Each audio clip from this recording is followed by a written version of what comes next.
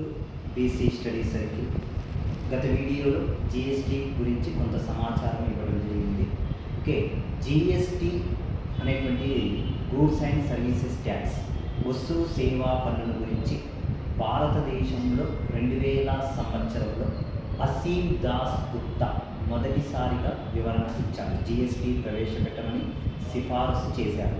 ఆ తర్వాత 2003 సంవత్సరంలో 2003లో విజయ్ కేల్కర్ కమిటీ జిఎస్టీ గురించి అధ్యయనం చేశారు.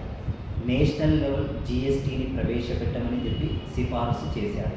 2006 సంవత్సరంలో చిదంబరం బడ్జెట్ను ప్రవేశపెడుతూ 2010 ఏప్రిల్ 1 నుండి జిఎస్టీ అనేటువంటి అమలులోకి వస్తుందని చెప్పి తెలియజేశారు.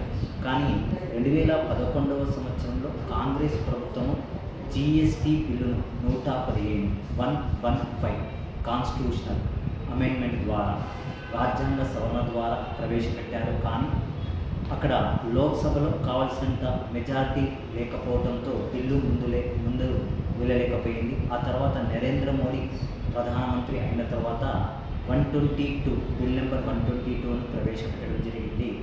ఇది లోక్సభలోను రాజ్యసభలోను ఆమోదం పొందిన తర్వాత రాష్ట్ర ప్రభుత్వాలు కూడా ఆమోదం తెలిపాయి.